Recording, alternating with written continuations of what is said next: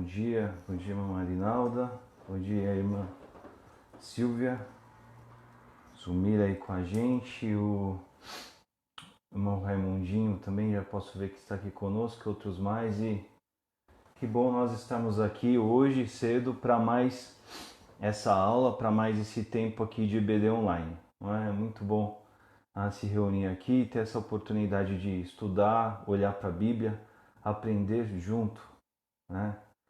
A paz de Cristo, irmão Raimundinho, muito bom estar aqui com vocês, não é? Alguns domingos aí, sempre acompanhando a aula também, juntamente com vocês, mas hoje aqui eu estou aqui nesse papel aqui enfim, conduzir o nosso estudo, o nosso olhar aqui para esse tempo do Senhor para nós, tá certo?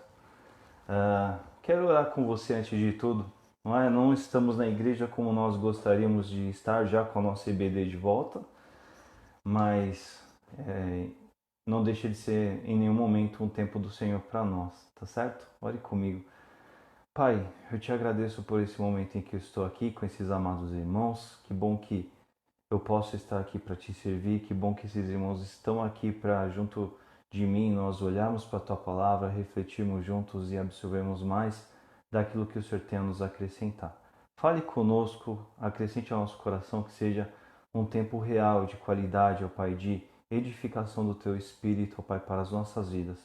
Nós assim te suplicamos e te pedimos do profundo do nosso coração, nós te pedimos, no nome de Jesus, amém. Amém. Bom, EBD Online, a gente sempre enfatiza, temos estudado aqui esse segundo volume das cartas aos Coríntios, né? Volume 2 dessa série aí da Cristã Evangélica, que vai lição a lição aí se debruçar sobre essas duas cartas que a gente tem aí na palavra, escrita por Paulo, não é? Aos crentes ali de Corinto, que foram certamente super relevantes ao pessoal, aos crentes daquele tempo, e assim como também o é para nós, nos dá a oportunidade da gente realmente aprender e se debruçar e aproveitar daquilo que da palavra de Deus que não muda e que está aí para nós também em todo momento, né? Então, nós estamos aqui hoje. Hoje eu sigo aqui dentro desse conteúdo, dentro dessa lição, com a lição 15, que é a continuidade, não é, de uma série que o pastor Júnior lecionou na semana passada. E o título da nossa lição é Paulo e os falsos apóstolos, não é? Aqui na segunda carta de Paulo aos Coríntios, do capítulo 10 até o 12, o 13 ali, é um momento em que nessa carta de Paulo está acontecendo uma defesa de Paulo do seu ministério, não é? Por questões e razões ligadas ali ao cotidiano daquela igreja. E esse é o momento, então, que hoje nós vamos falar especificamente sobre falsos apóstolos, falsos profetas que estavam ali nessa realidade da igreja, não é? E nós vamos olhar aí para o texto do capítulo 11 da segunda carta de Paulo aos Coríntios, né? Então, deixa a sua Bíblia aberta aí, e nós certamente vamos passar por esse conteúdo aí, por essa parte aí dessa segunda carta e nos aprofundarmos a ela, tá? Antes, deixa eu só ter um breve aqui retrospecto aqui, um contexto, na verdade, né? Sobre o que está acontecendo aqui, que sempre vai dar uma boa base para a gente, principalmente nos detalhes que a gente daqui a pouco vai se voltar ali na leitura do texto mesmo, né? O que está acontecendo aqui no capítulo 11 dessa segunda carta, né, de Paulo aos Coríntios? Bom, a gente tem acompanhado e tem visto que Paulo ele se escreve de uma maneira de se relacionar com a igreja, com essa igreja que ele amava, entre outras, e cuidava e pastoreava indiretamente, não é? Presencialmente em alguns momentos, mas também à distância, vamos dizer assim. Mas assim, além desse relacionamento, ou neste relacionamento, fazia muito parte de Paulo também tratar problemas. E a gente tem visto que são questões que Paulo trata ali no sentido de realmente objetivar e edificar esses crentes e dar uma boa tratativa, um bom cuidado para a vida deles que eles necessitavam ali, né? E, bom, um dos problemas então que a gente vai ter Paulo aqui realmente defendendo e cuidando, a gente vê exposto aqui, é essa questão dos super apóstolos. E eu coloco essas aspas aqui porque elas realmente são necessárias, né? Porque aqui a gente não estava se tratando de apóstolos genuínos, né? Mas assim, de pessoas que se colocavam nessa condição, mas que na verdade não estavam nessa condição, não é? E a gente vai ver isso no detalhe melhor. Mas Paulo sabe que está acontecendo esse fenômeno, vamos dizer assim, desses apóstolos na realidade da igreja de Corinto, né? Gente que se super colocava, se super autodestacava, vamos dizer assim. E isso é um problema para Paulo, que Paulo ele realmente quer cuidar, ele quer tratar ali com relação a essa igreja, não é? Porque esse pessoal eles realmente decorriam ali num mau comportamento, que era uma má referência ali, né, para aqueles crentes, para aquele pessoal, algo que realmente não deveria ser seguido, ou seja, na pessoa deles, no que eles faziam, como eles se comportavam, como eles agiam, na sua atitude, isso não era exemplar, não era algo que era bom no meio da comunidade. Mas não apenas isso, além de não serem bons comportamentos, eles tinham maus ensinos também, não é? Não no sentido de deficitário, mas no sentido de contraditório mesmo a palavra de Deus, não é? E Paulo, então, ele se preocupa, não é? Quando a gente fala aqui de mau ensino que esse pessoal estava tendo ali com relação à comunidade, esses, né, apóstolos, Paulo chega a mencionar aqui no capítulo 11 de que como se eles estivessem exatamente pregando um outro Cristo, um outro evangelho, ou seja, uma outra mensagem totalmente diferente, descaracterizada dos reais Cristo e Evangelho e tudo aquilo que Paulo representava, ensinava e transmitia para aqueles irmãos, não é? Então é nesse pano de fundo que a gente vai pegar Paulo, então, nesse capítulo 11, muito inconformado, muito incomodado com essa situação, não é? Porque Paulo, ele era zeloso para com a igreja, ele era cuidadoso, ele tinha um amor e toda uma tratativa especial com os crentes, com aqueles irmãos que ele, né, se relacionava enfim, produzia o seu ministério, vamos dizer assim, não é? Ele está incomodado com relação a esses apóstolos, porque eles realmente não estavam sendo algo de em nada benéficos, em nenhum momento eles estavam sendo crentes, quer servindo, quer simplesmente comungando, vivendo com aqueles irmãos, mas eles estavam simplesmente sendo uma pedra de tropeço, pedras de tropeço no meio da comunidade. E Paulo também, ele fica muito incomodado porque ele também se tornou um alvo desses caras, né, desse pessoal. Uma vez que eles queriam se autoafirmar, a gente vai ver isso num detalhe aqui, eles queriam desqualificar Paulo para que isso acontecesse, não é? Porque naturalmente nesse tipo de intenção haviam ali interesses humanos, haviam ali expectativas humanas de se prevalecerem sobre Paulo e para que um se prevaleça, o outro tem que ficar precisa ser detratado, precisa ser esnobado, precisa ser humilhado, vamos dizer assim, né? Então Paulo ele realmente está incomodado com esse pessoal que não está de nenhuma forma ajudando, mas está atrapalhando, sendo nocivos, né, para a igreja, não é? E como que esse pessoal, né, dentro ainda desse nosso contexto assim, importante, como que esses super apóstolos que Paulo vai tratar ali, como que eles, era a conduta deles nessa artimanha toda de ensinar o que era errado e de se comportarem mal e não serem exemplares e serem nocivos para a comunidade, né? Como que isso acontecia? Bom, com relação às coisas genuínas que eram próprias e distintas de Paulo, que eram notáveis, eles tentavam de alguma maneira algum caminho, algum subterfúgio ali para se igualar, para se colocar em condição de igualdade, para meio que ali na aba, na carona, dentro do que Paulo era, eles também quererem dizer que daquilo eles eram também. Mas em outros aspectos, eles buscavam, como eu acabei de dizer aqui, acabavam desqualificando a autoridade de Paulo, não é? Eles ficavam muito centrados nessa intenção de rebaixar, de humilhar, desacreditar, colocar Paulo em descrédito mesmo diante da comunidade para que eles ali, enfim, pudessem brilhar, não é? Então Paulo ele está incomodado muito com esse pessoal, Paulo está muito incomodado com tudo isso. Mas Paulo também, de uma certa forma, fica muito incomodado com a igreja de Corinto em meio a essa situação toda, não é? Por que, né, isso? Porque afinal de contas, Paulo ele já tinha ficado 18 meses ali convivendo com aqueles crentes e dando oportunidade para que esses irmãos estarem numa atitude de maturidade, de bem informados, de bem forjados já a ponto de não estarem suscetíveis a esse tipo de coisa tão ruim, tão nociva, né? Então, assim, é mais ou menos assim, puxa, é como se Paulo olhasse para isso e falasse assim, tudo bem desse pessoal surgir, querer agir e fazer assim no meio da comunidade, mas como podem vocês estarem suscetíveis? Como podem vocês se submeter a esse tipo de má influência, a consentirem, melhor palavra, né? Com essa realidade, não é? Como vocês podem, né? A NVI, depois a gente vai ver no detalhe, também ela diz assim, como vocês podem tolerar facilmente esse tipo de realidade dentro da igreja, não é?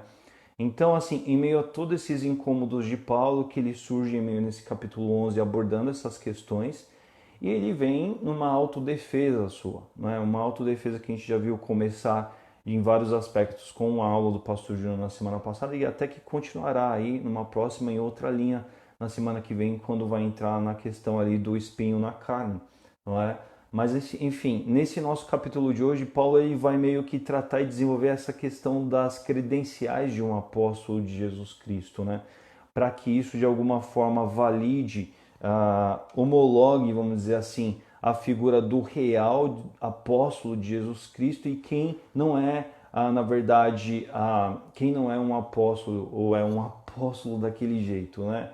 De mentira, né? Um apóstolo, um pseudo-apóstolo, vamos dizer assim, né? Então, Paulo ele realmente está nessa intenção de revalidar, né? De renovar, vamos dizer assim, a sua autoridade diante desses ataques que ele vinha sofrendo e também, assim, dar referência, dar informação para que esses crentes, de fato, não fraquejassem nesse tipo de coisa, mas que aprendessem a lidar com esses falsos apóstolos, que aprendessem a distinguir e a observar, não é? E aí Paulo ele vai fazer isso de duas formas, não é?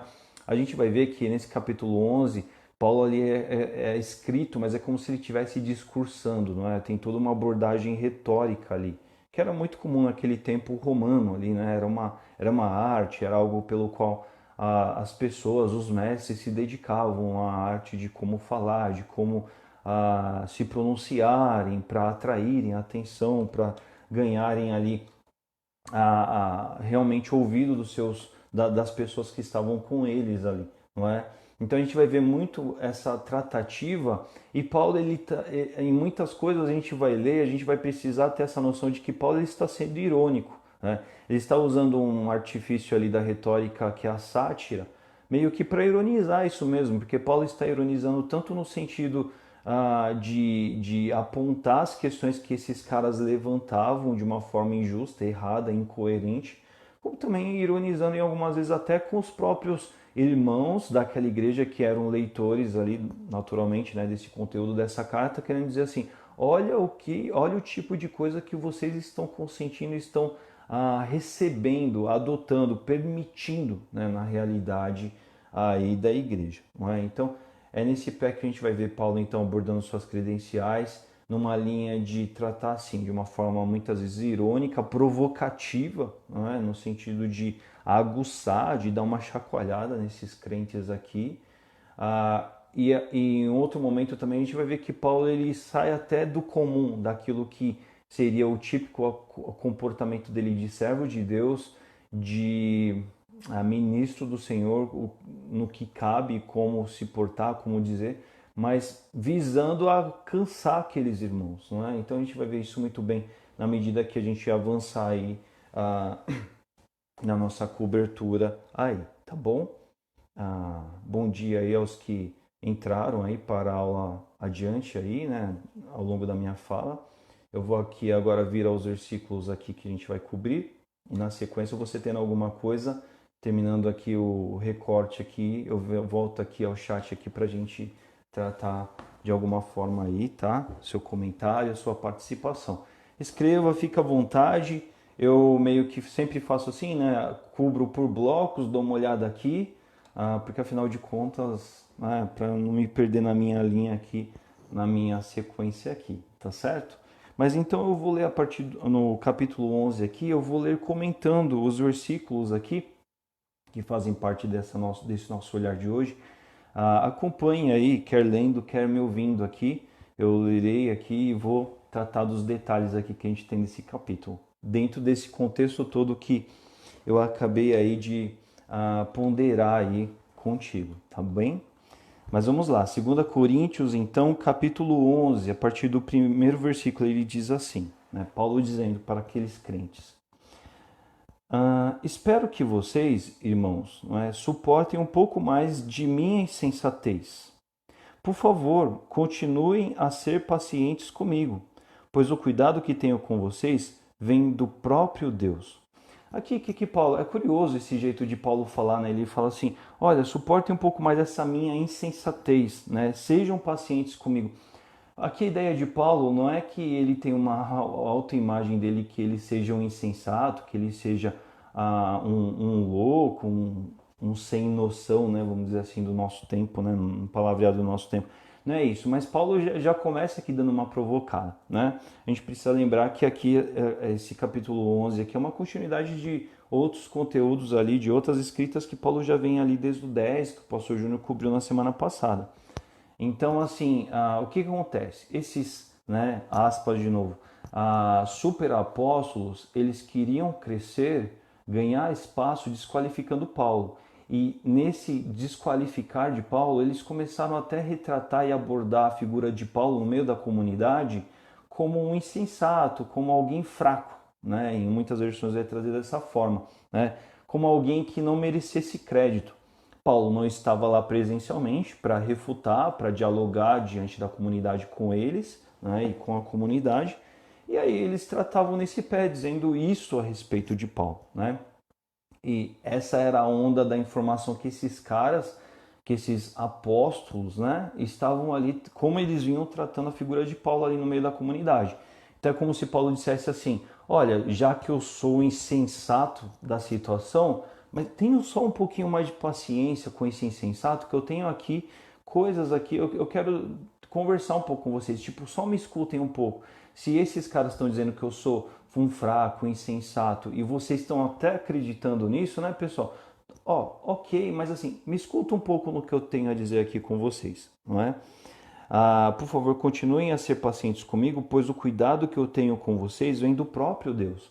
Aqui, no sentido original do texto aqui, na NVI vai usar até a palavra zelo, né? O zelo que eu tenho por vocês é o zelo do Senhor. E aqui tem um apontamento para a ideia de êxodo, do zelo do Senhor, né? Ou seja, Paulo tendo para com o povo de Deus o zelo de Deus, porque em Êxodo, lá no livro de Êxodo, a gente vai ver por duas vezes Deus retratando e registrando sobre o zelo que ele tinha para com o seu povo, né?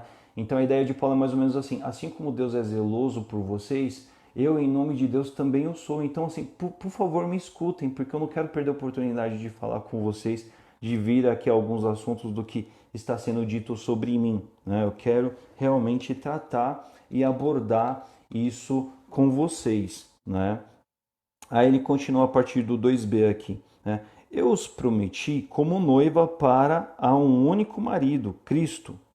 No entanto, temo que sua devoção pura e completa a Cristo seja corrompida de algum modo, como Eva foi enganada pela astúcia da serpente.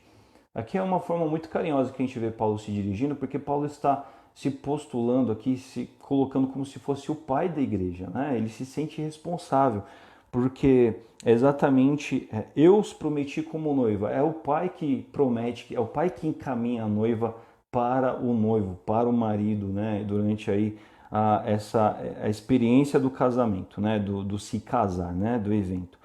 E aí Paulo fala assim, olha, eu quero que vocês me escutem porque eu temo que a devoção pura e completa a Cristo de vocês seja corrompido, assim como Eva foi enganada, ou seja, assim como Eva foi enganada pela serpente, né, eu temo que às vezes vocês sejam passíveis de serem enganados por conta dessas pessoas que ficam nesse tipo de informação nociva, enganosa, né, errônea aí no meio de vocês, não é? Então, assim, me escutem, prestem atenção naquilo que eu tenho a dizer para vocês. Aí no 4 ele diz assim: olha, vocês aceitam de boa vontade o que qualquer um lhe diz, mesmo que anunciam Jesus, um Jesus, né? Diferente daquele que lhes anunciamos, ou um espírito diferente daquele que vocês receberam, ou boas novas diferente daquelas que vocês creram. Paulo está dizendo assim: olha, vocês estão aí, parece que vocês estão abertos para tudo, vocês não têm critério, vocês não confrontam nada, vocês não põem nada à prova, não é? Porque assim, Paulo está falando: olha, tudo aquilo que vocês estão recebendo dessa gente que se diz o Senhor, não tem nada a ver com aquilo que a gente tanto ensinou profundamente para vocês lá atrás, quando eu passei tanto tempo aí com vocês, né? É como se Paulo desse um chacoalhão e falasse assim: o que está acontecendo, pessoal? Vocês não estão com atenção, aí vocês não estão se dedicando, aí vocês não estão tendo filtro nenhum por aí, não é? Então, Paulo está preocupado desse pessoal se corromper porque eles estão se expondo a tudo sem por nada à prova, não é? Todas essas coisas, um Cristo, um Espírito, boas novas, né? Ou seja, Evangelho, né? Diferente daquilo que vocês creram e receberam de nós, né? No 5 ele diz: contudo, aí ele vai mudar um pouco aqui a direção. Contudo, não me considero em nada inferior aos tais superapóstolos, né? E aqui, eu gosto da NVT, estou lendo na NVT aqui, né? A NVT já coloca esses superapóstolos entre aspas, porque foi a ideia provocativa e irônica que Paulo aqui está colocando, assim, esses superapóstolos, né? Eu não me considero em nada inferior a esses superapóstolos que ensinam essas coisas. Que essas coisas? Esse outro Cristo, esse outro Evangelho e por aí vai, né? Eu posso não ter a técnica de um grande orador, mas não me falta conhecimento, né? Aqui tem até alguns estudiosos, algumas pessoas entendem que Paulo está dizendo como se ele não fosse bom de oratória, como se ele não fosse bom de discurso, bom de se colocar no texto. Então ele está querendo dizer assim: olha, como se ele dissesse assim: eu não sou bom de oratória, desse blá blá blá, mas eu sou bom de conhecimento e vocês receberam um bom conhecimento de mim, não é? Mas na verdade, tem outros estudiosos que vão noutra linha e eu concordo com eles, eu vejo mais sentido de que, assim, na verdade, quando a gente vai aos conteúdos e aos estudos de Paulo, a gente vai ver sim que Paulo ele era um excelente orador, né? Ele era de fato um excelente orador. A grande questão aqui não é essa. A grande questão é que naquele tempo haviam pessoas no âmbito, no seio da comunidade que não da comunidade, da sociedade romana em geral, que eram os sofistas, eram pessoas que eram dedicadas elas se especializavam em como falar, em como discursar. Mas o grande problema dessas pessoas, e isso era no sentido geral, até o era fora da igreja com os filósofos, por exemplo, é que eles não estavam tanto preocupados com as verdades das coisas, mas eles estavam muito mais preocupados em ganhar razão da forma que eles estavam dizendo as coisas. Eles não estavam preocupados com a essência das coisas, eles estavam preocupados em ter razão e ganhar espaço naquilo que eles estavam discursando, fosse aquilo uma verdade ou não, não é? E esses super apóstolos aqui que Paulo vem refutar eram pessoas que se colocavam muito bem, eram muito persuasivas, elas tinham um papo muito bom, sabe? Trazendo aqui para a nossa realidade. Eles tinham um papo muito bom, muito bacana, muito interessante, do ponto de vista até convincente para quem não tivesse ali exatamente os filtros, né? Os cuidados ao ouvir.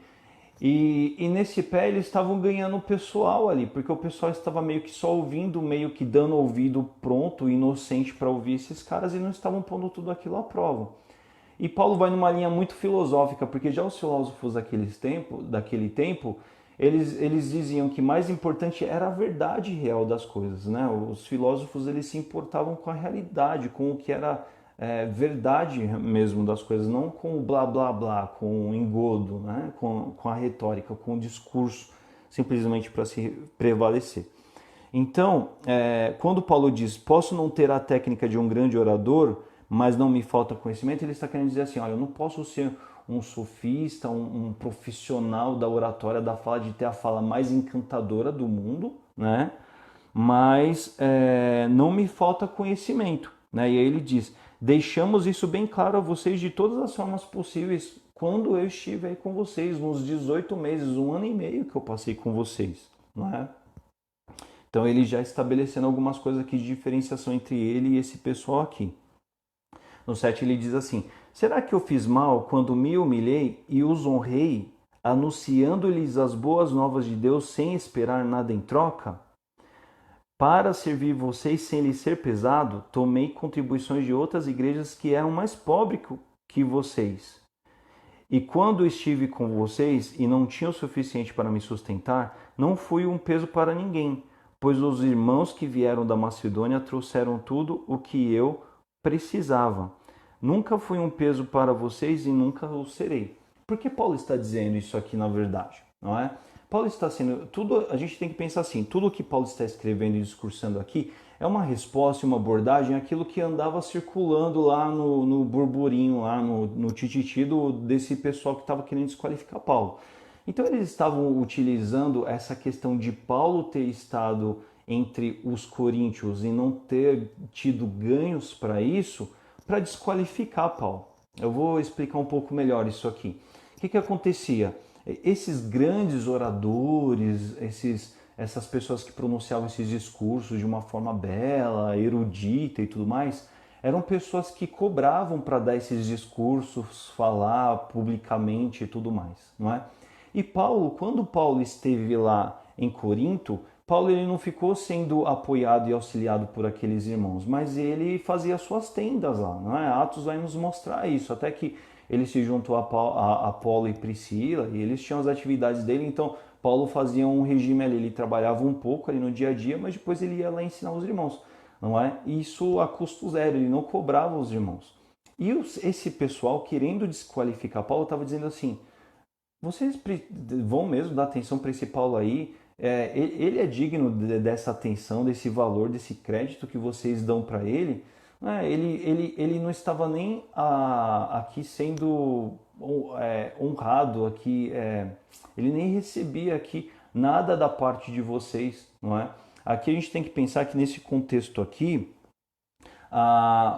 assim como é honrado você receber um presente, também para eles figuravam de uma forma muito clara assim a honradez de você assim receber de bom grado o financiamento, uma ajuda, uma contribuição de quem queria remunerar, abençoar você, te ajudar, te auxiliar com uma parte de sustento. E Paulo, ele não fez isso por quê? Porque ele precisava, porque ele estava podendo trabalhar ali e ele não queria ser pesado aos irmãos, né? Ele mesmo disse aqui. É meio que assim, não precisa, gente. Eu estou aqui trabalhando, estou tendo meu sustento, não vou ficar recebendo por receber. E aí os caras estavam usando esse tipo de coisa para gerar um descrédito, né? Uma coisa mais ou menos assim, como se assim, puxa, quem que tinha mais valor? Ah, aquele que vinha e era remunerado para discursar ali, do que esse Paulo aí que ele nem recebe nada de vocês, ninguém quer nem pagar para ele falar, para ele ensinar, para ele lecionar. E ainda, além do mais, quando ele recebe ajuda de um outro pessoal, de uma outra igreja. E tipo assim, tipo, quem é esse Paulo? Quem é que está financiando ele? O que ele está fazendo aqui? Será que ele merece toda essa atenção mesmo? Né?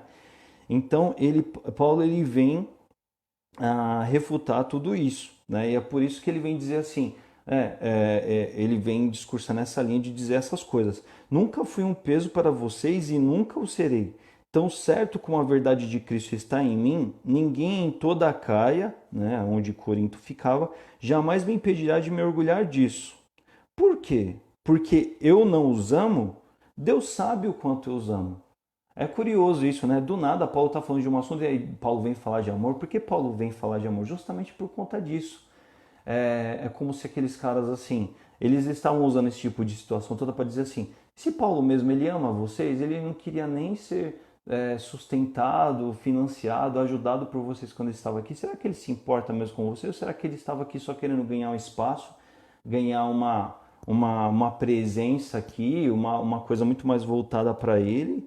E tipo assim, mas esse Paulo, tipo, ele nem tá aqui com vocês no dia a dia, vivendo com vocês, excursando para vocês como nós estamos. Ele tá aí, cadê esse Paulo, né?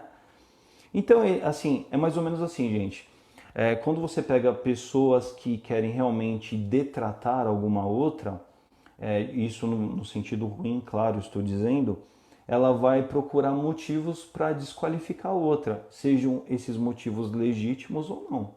E é muito comum isso, estou dizendo aqui, tenho certeza que vai vir exemplos até na tua cabeça de que, assim, em meio a essa busca de motivos, tem muitas coisas que nem são legítimas, não é? E vão ser muitas vezes usadas, não é? Então, assim, a gente vê um claro exemplo disso aqui. Irmão Raimundinho, tô vendo que o irmão tá colocando umas contribuições aí, daqui a pouquinho eu chego aí, tá certo? Eu vou terminar o trechinho aqui. Mas então Paulo fala assim: eu não amo vocês? Como que está sendo dito isso a respeito de mim? Claro que eu amo, eu passei um tempo com vocês, eu vivo escrevendo carta para vocês, eu os quero tão bem, não é? Claro que eu os amo e Deus é prova, Deus sabe o quanto eu os amo. Aí no 12 ele diz assim: assim continuarei a fazer o que sempre tenho feito. Com isso, frustrarei aqueles que procuram uma oportunidade de se orgulhar de realizar um trabalho como o nosso, né?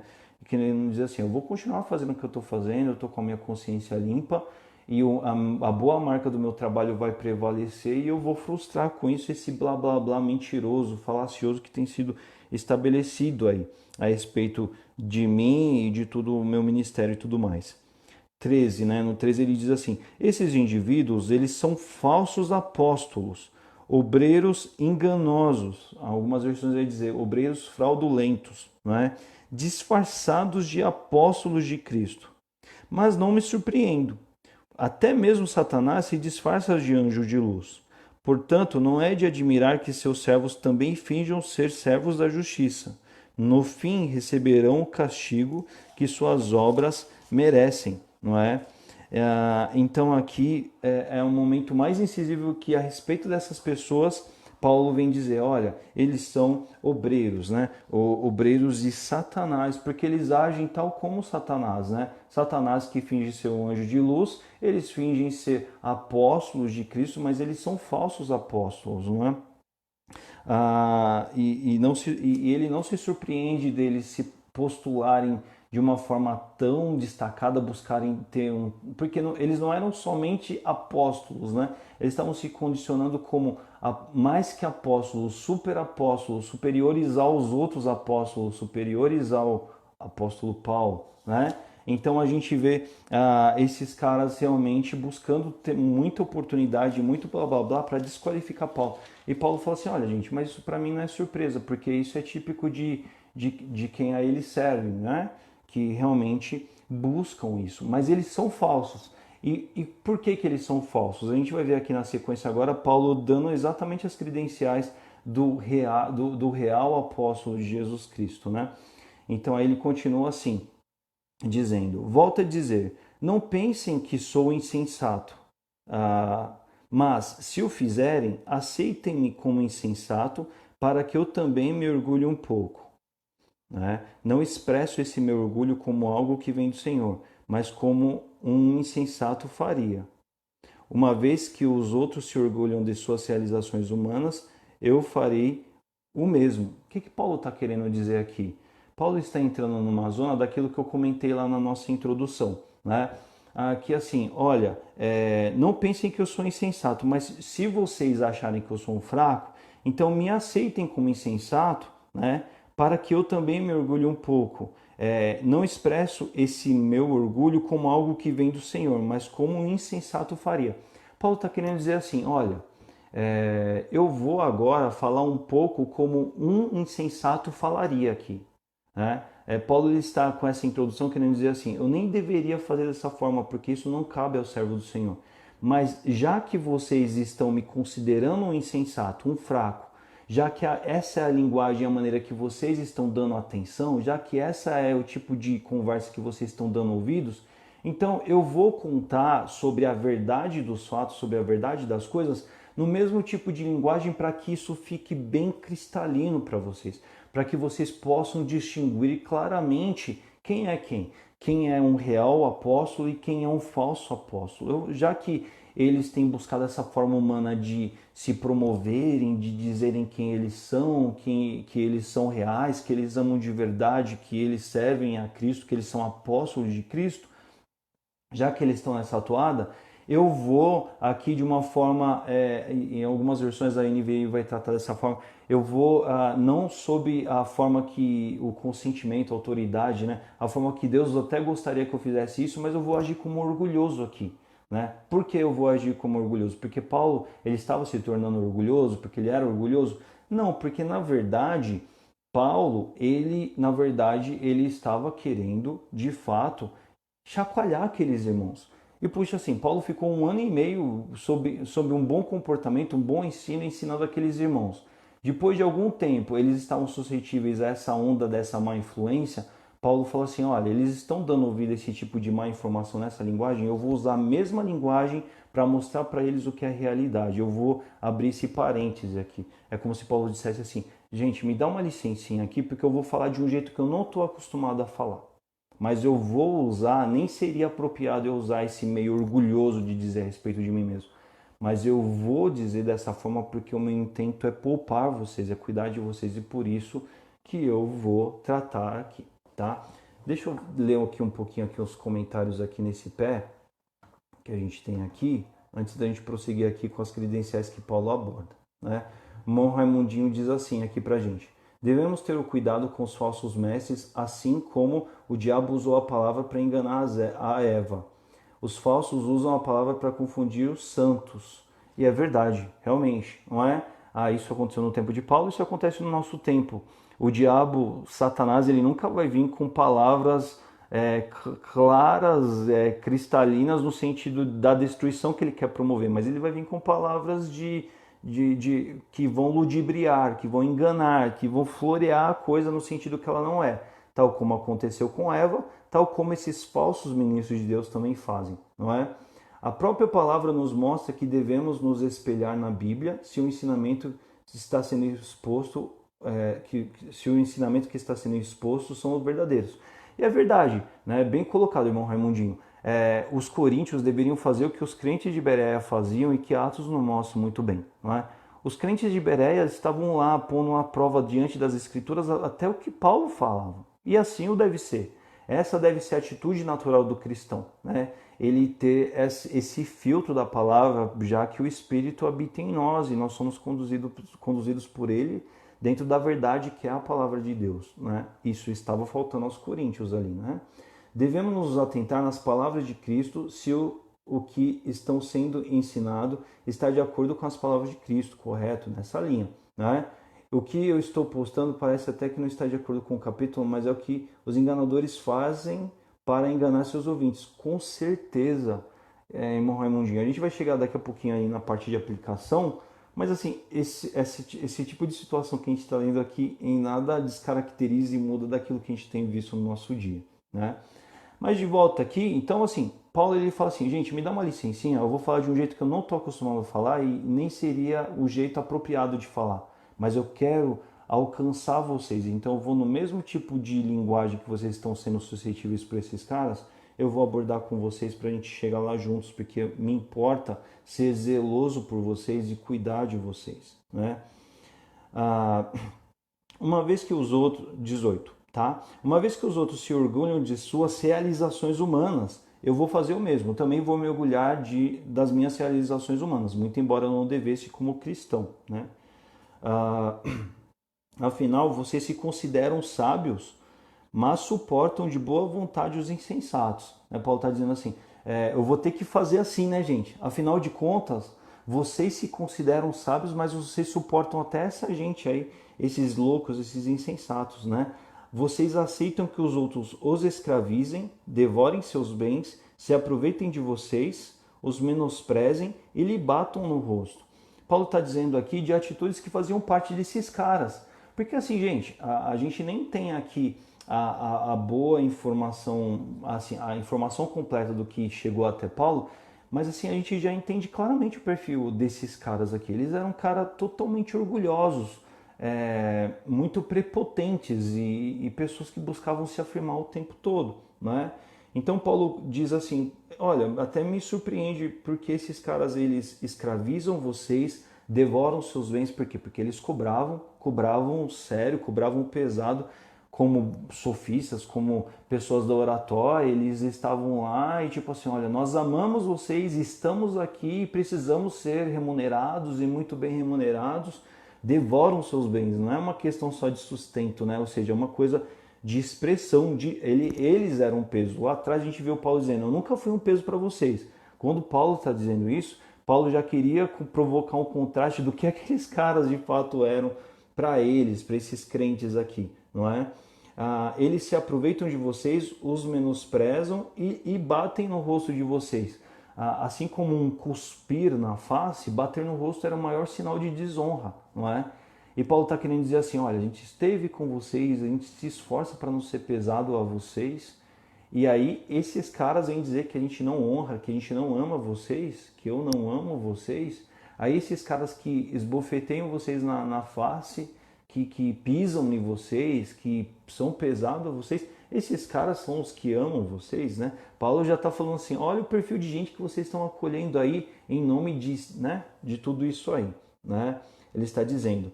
No 21 ele diz assim, envergonham-me de dizer que fomos fracos demais para agir dessa forma. E aqui Paulo está sendo altamente irônico, né? Aqui na NVT, ele vai botar esse fraco que eu li entre aspas, tipo assim, nós somos fracos, né? Paulo diz assim, é como se Paulo dissesse de vergonha alheia, sabe? Ele está dizendo assim, eu me envergonho de dizer que fomos fracos demais para agir desse modo. Tipo assim, nós que somos os insensatos aqui, a gente foi fraco demais para ter aproveitado essa chance de ser assim com vocês também.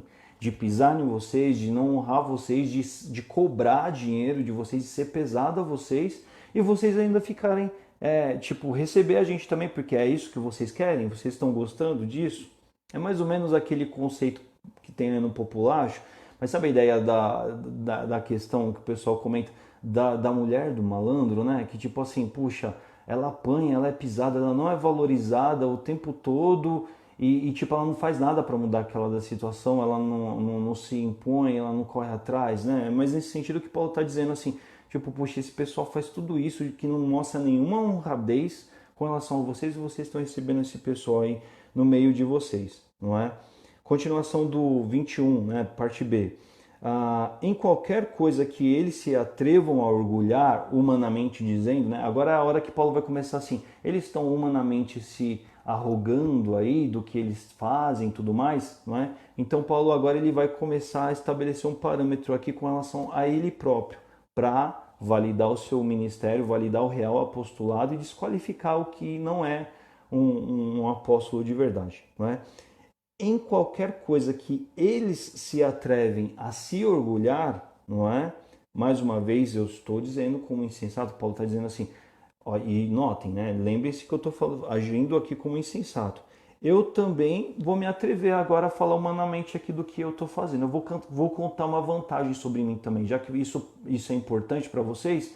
Então eu estou tão me importando em salvar vocês, em abrir a mente de vocês, que eu vou ser enfático aqui nisso. Né? E aí Paulo vai começar então a destrinchar aqui as características. Olha, eles são hebreus? Eu também o sou. São israelitas? Eu também o sou. São descendentes de Abraão? Eu também o sou. Aqui Paulo está falando de herança, de linhagem, não é? Essa igreja de Corinto ela tinha muita remanescência de judeus, com toda a carga da herança cultural que eles tinham. E esse pessoal, esses superapóstolos, eram um pessoal muito híbrido, porque estavam realmente envolvidos nessa esfera das raízes judaicas, mas também com essa influência do sofismo daquele tempo, da oratória e tudo mais que a gente já viu, né? Então Paulo está dizendo assim, olha, eles são de toda essa linhagem, de todo esse credenciamento, né? Eu vou até usar esse exemplo, mas eles têm todo esse pedigree aí, né? Essa autenticação deles, tudo bem, então 0-0, estamos igual, porque eu também sou israelita, sou hebreus, sou da linhagem de Abraão também, nada muda, né? Para eles dizerem que eles são e eu não sou apóstolo, né? Vamos lá. Eles são servos de Cristo? Sei que dou a impressão de estar louco, mas digo que tenho servido muito mais. Trabalhei com mais dedicação, fui encarcerado com mais frequência, perdi a conta de quantas vezes fui açoitado e em várias ocasiões enfrentei a morte. Eu acho isso muito legal, esse versículo aqui, porque a gente vê o quanto está sendo dificultoso para Paulo agir e falar dessa forma. Paulo, ele era tão correto diante de Deus, de servir, de agir como um bom servo de Deus, que ele vai usar essa forma para dar um chacoalho nos irmãos, mas ele está até constrangido de fazer isso, né? Porque ele diz assim, essa pergunta que ele faz, olha, eles são servos de Cristo, e aqui servos de Cristo, no português a gente não tem ali o melhor aproveitamento possível assim do que Paulo estava colocando, mas é mais ou menos assim. Eles são como se eles fossem assim, eles são escravos pessoais de Jesus Cristo para a obra dele, que é o que o apóstolo é, né? Um comissionado especial no nível mais profundo, mais definido, mais determinado, chamado pelo próprio Jesus Cristo, né?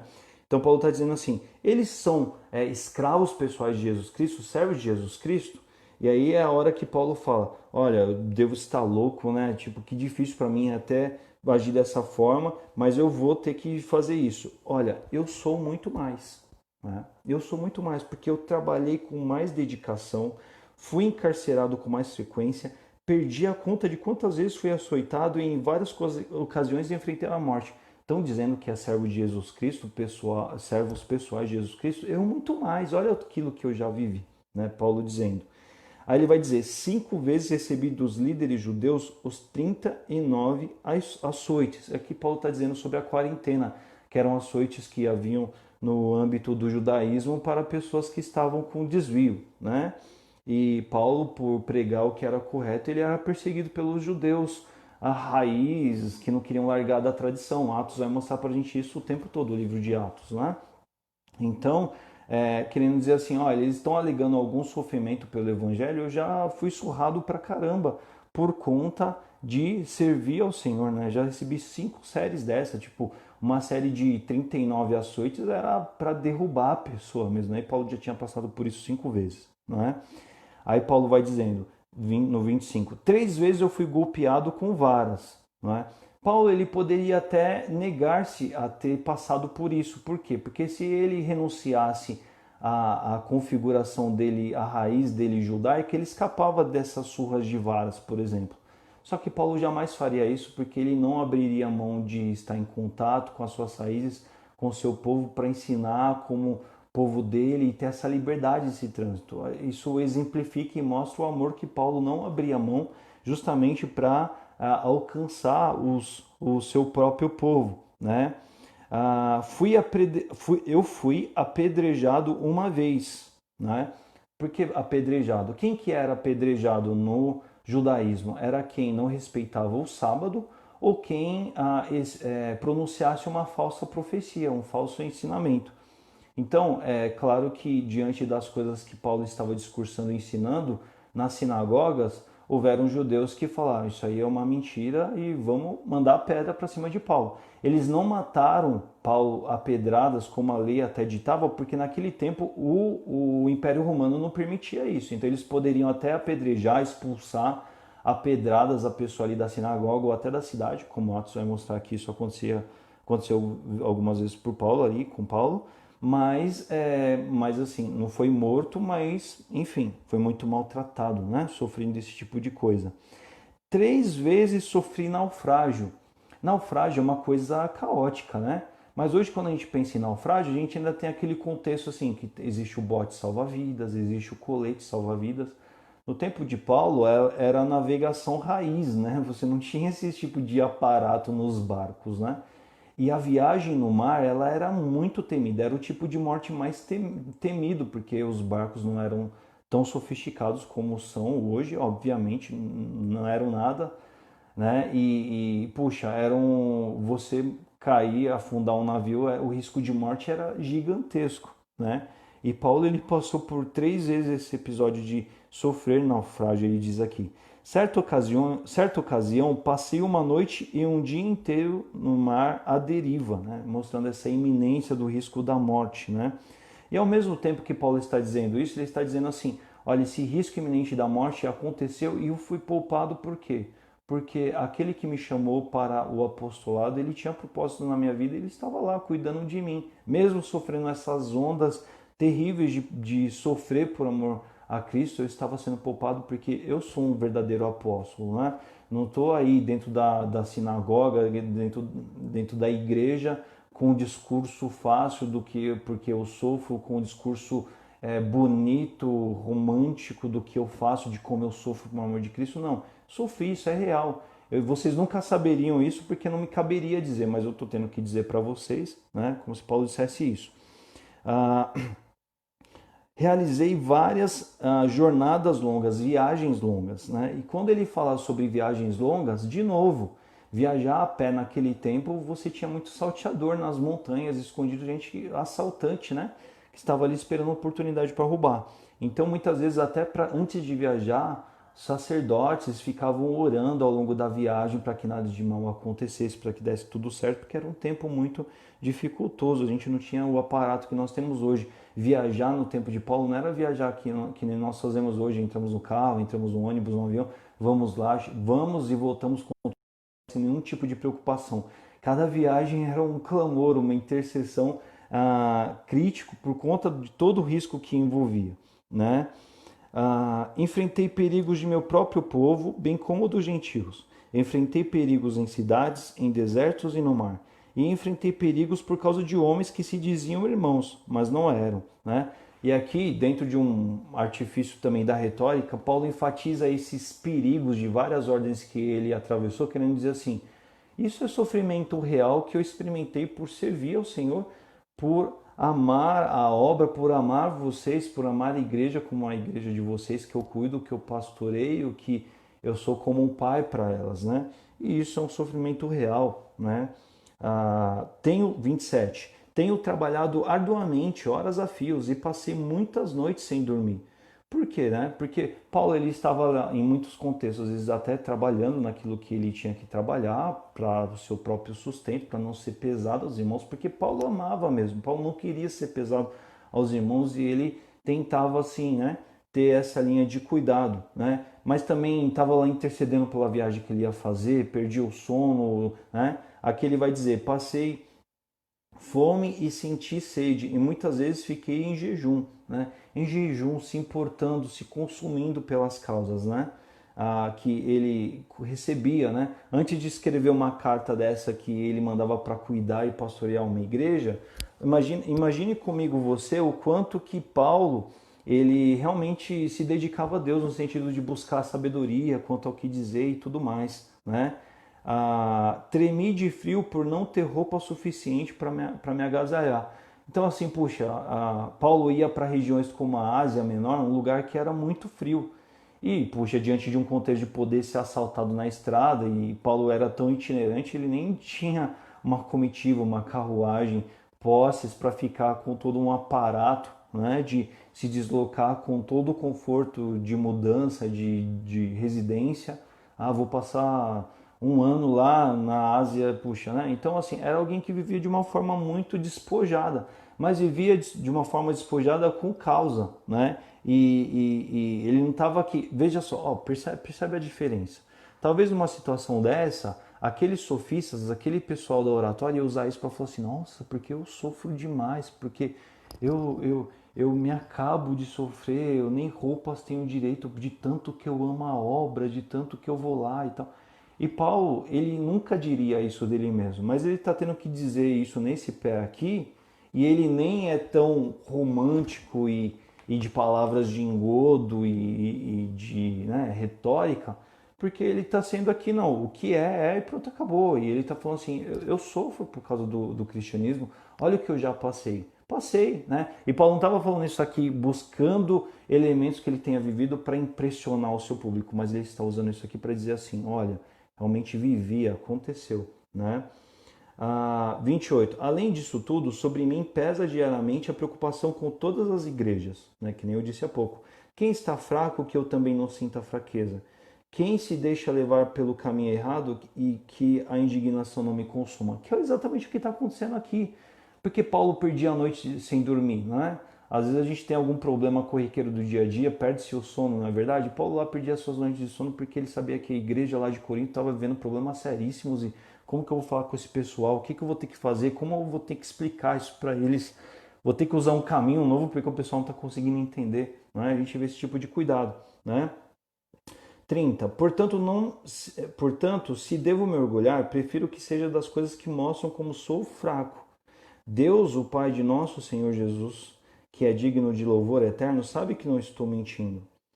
Quando estava em Damasco, o governador, sob o rei Aretas, pôs guardas à prova da cidade para me capturar. Para escapar dele, tive de ser baixado num cesto grande de uma janela do muro da cidade. Aqui Paulo ele dá uma trégua nessa atitude que ele teve que tomar para dizer assim, olha, mas assim, se é para se orgulhar, gente, da forma certa, eu vou me orgulhar exatamente daquilo que eu não consigo fazer, daquilo que eu fraquejo, daquilo que eu sou imperfeito, daquilo que me envergonho, porque o amor de Deus, conforme a gente já viu, né, nessa própria cobertura de Coríntios, aos Coríntios, é algo que me constrange e, tipo assim, eu sempre me sinto um devedor, eu não estou no papel de me querer me postular, me destacar e tudo mais, não é? Então, assim, ó, quer um bom motivo para se orgulhar? Eu vou contar um bom motivo para se orgulhar, um motivo pelo qual eu passei vergonha. Porque eu estava sendo perseguido, eu não fui lá me prontificar, a me reconhecer, a estar lá diante das autoridades, ser capturado, dar o parecer, dar meu pronunciamento diante do que eu estava fazendo. Não, eu saí fugido da cidade, lá me botaram no cesto, baixaram pelo muro lá e ó, dei linha, né? Então, mais ou menos, Paulo, usando aqui, diante dessa experiência de se orgulhar, ele dá uma carga aqui, agindo como aquele pessoal agia, mas aqui ele pega e dá um lampejo, né, de realidade, dizendo assim, olha, se eu devo me orgulhar, eu prefiro que sejam as coisas que mostram como eu sou fraco, como eu sou frágil, como eu erro, né? Querendo dizer assim, tipo, eu não devo me orgulhar nunca de nada, mas se for para me orgulhar, tipo assim, esse é o único tipo de orgulho cabível ao cristão, né?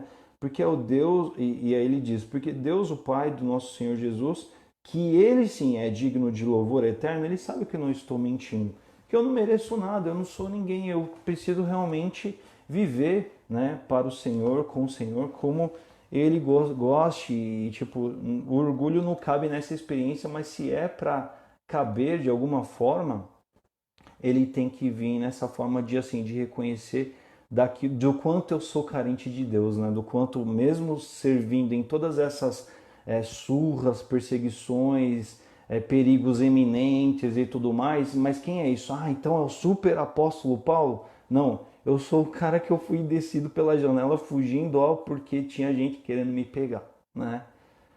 Então a gente vê que Paulo ele está ali querendo dar esse chacoalho, esse choque de realidade para aqueles irmãos, né? O Raimundinho nos diz aqui assim: vemos hoje alguns de modo até jocoso trocando objetos e coisas por ofertas em prol do nome de promover a obra de Deus e usam a palavra melhor dar do que receber para confundir os santos. Porque eu falo isso é subterfúgio, de engano. Com certeza.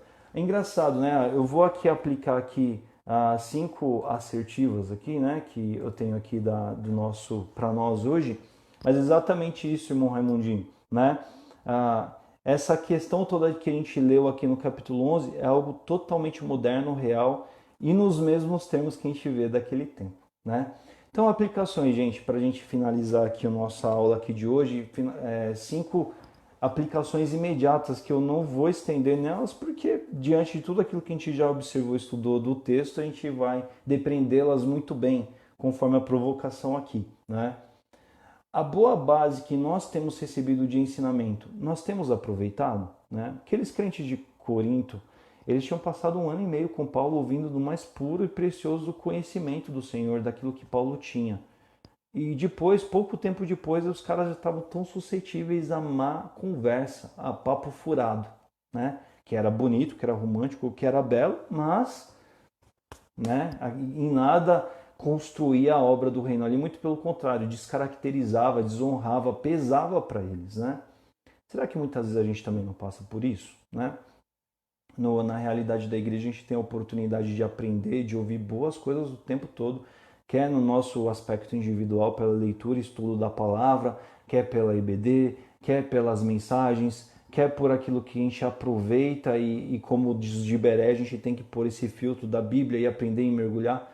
E tudo isso tem que ser uma atitude de maturidade, de crescimento para nós. Nós não podemos agir com imaturidade, ou seja, a gente está recebendo um alimento do bom, mas a gente está pondo de lado, porque se a gente estivesse se alimentando de fato, quando chegasse os maus momentos, a gente ia saber refutar, a gente ia saber pontuar. Mas como muitas vezes, assim, crentes têm agido como esses crentes de Corinto, do ponto de vista de não se atentarem naquilo que caberia a eles, né? Cuidar de absorverem o bom ensino e aquilo criar raiz e ficarem nos seus corações, né?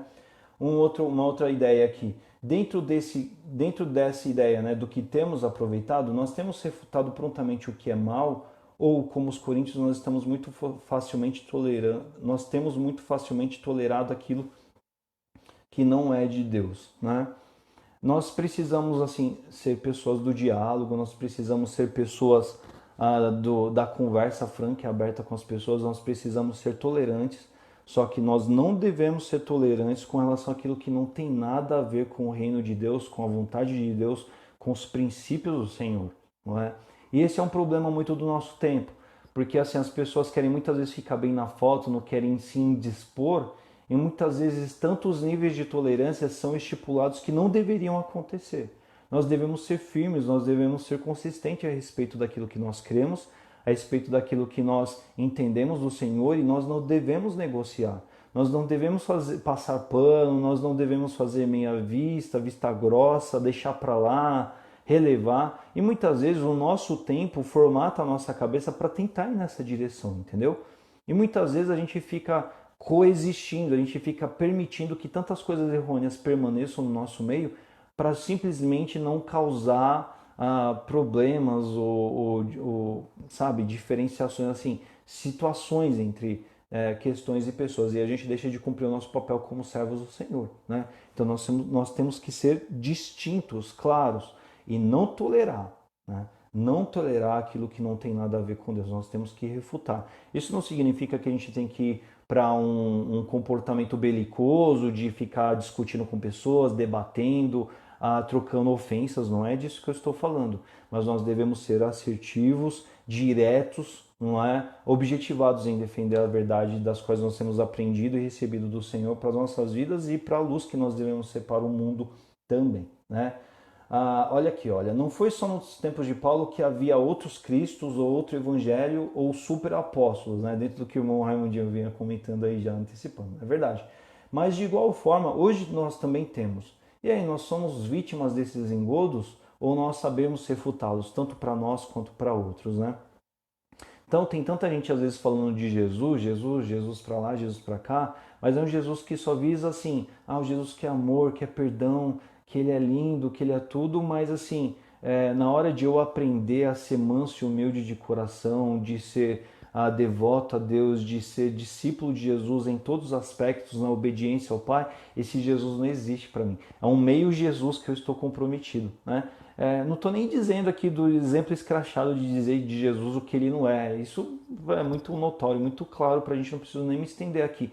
Mas é mais ou menos assim, aquela figura de projetar só a face, a experiência, os aspectos de Jesus que são convenientes para mim e não assumir tudo aquilo que me desafia como pessoa, né? Um outro evangelho, né? A gente tem tantas teologias concorrendo no nosso tempo, teologias totalmente humanistas que visam exatamente a primazia do homem e que descaracterizam a centralidade de Deus, que descaracterizam a Deus ser o centro de todas as coisas, o centro da nossa vida, o centro de toda a glória, né? Toda vez que alguém se enche de uma vanglória, de uma glória vã, né? De uma vanglória, de um orgulho, de uma arrogância, ele está tirando a glória de Deus e querendo trazer para ele, né? Assim como esses super apóstolos do tempo de Paulo, assim como os super apóstolos que nós temos no nosso tempo hoje também, né? Então isso é algo que nós devemos saber disso. Nós sabemos reconhecer esses super apóstolos, né? São distintos para nós. Olha só as características principais. Eles são pessoas, eles são pesados às pessoas, exploram as pessoas em todos os sentidos, querem se prevalecer diante dos outros servos de Deus, se gloriam humanamente quanto ao que fazem, às vezes explicitamente ou às vezes muitas vezes sutilmente, né? e ensinam o que é contrário à vontade de Deus, né? Isso pode ser desde alguma heresia escancarada, como pode ser alguma coisa muito conveniente a si próprio ou ao ministério, né, à igreja própria. E, gente, como a gente está cheio disso hoje no nosso tempo, que nem o Raimundinho via comentando, né? Tem aos montes, não é? Então, assim, nós devemos realmente nos atentar com relação a isso, porque isso está para o nosso tempo. E, assim, qualquer um que surja e queira agregar mais glória para si do que para Deus já está em condição de erro, não é? Nós vemos que Paulo, ele se envergonha de ter que entrar nessa atitude de ficar se orgulhando, mas ele fala porque ele diz assim, olha, vamos tratar da coisa humana, então vou ter que expor aqui minhas credenciais, né? Ele chega nesse extremo.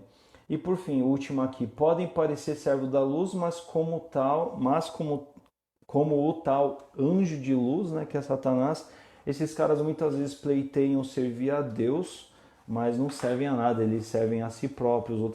Outras menções da Bíblia vai dizer assim que eles servem ao próprio estômago, né? É muito interessante isso.